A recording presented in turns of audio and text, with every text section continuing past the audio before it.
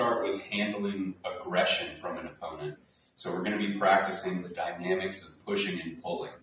Before we add movement, the first drill we're going to do is just stationary. So we're going to get comfortable with the sensation of pushing and pulling with a partner. The first thing we want to work on with this is thinking about our posture. So we want to have our knees slightly bent, we want a tall spine, and we want our chin to be tucked. From here, we're going to grab opposite hand with our partner and think about starting to apply a pushing and pulling force. So this doesn't have to be competitive to start. It can just be exploratory. Play around with your partner, practicing different aspects of pushing and pulling. All right? So there's the linear forwards and backwards. What happens when you start pulling at an angle? You can start adding different ways to pull. Now, yeah, right? What happens if you add a little bit of movement?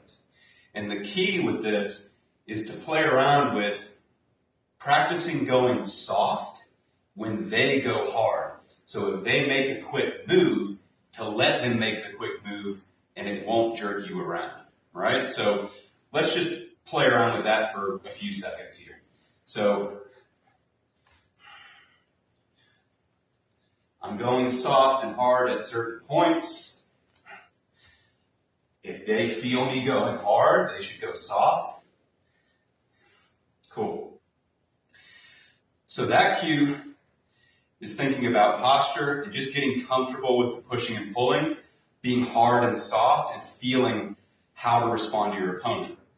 This next cue is kind of the most important, which is think about all of that power and control coming from your hips and your center line. So you may have felt during that first practice that the arm is pretty tired and that you were using a lot of your shoulder and your arm to do the pulling. Now, focus in on pushing and pulling and responding to their pulls with your hips. And you'll feel that the arm can relax more, and it just takes way less effort to actually feel stable here, to twist and coil with the hips. And so this is where your power is coming from. And if Sean is pulling me this way, I want to apply that coiling pressure in the opposite direction to stay engaged. And my arm is relaxed in this position, and I feel completely stable and strong here. Okay?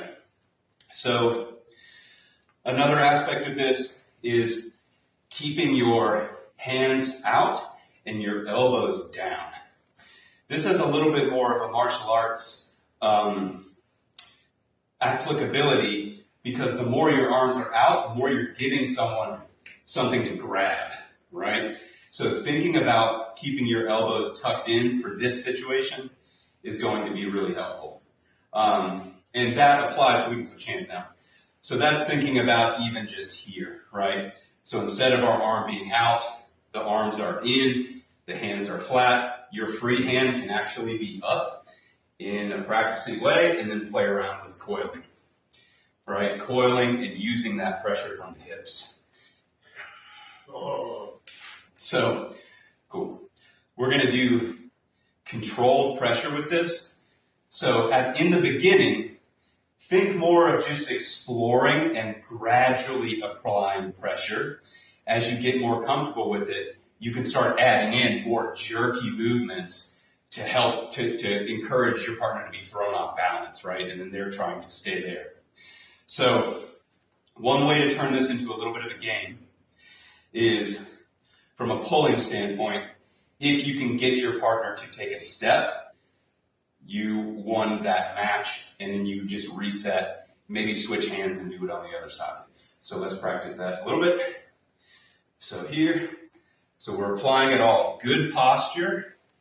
We're coiling from the core. We're starting with even pressure, but then we're adding a little bit of jerkiness. And when he goes hard, you go soft to try to avoid that movement there.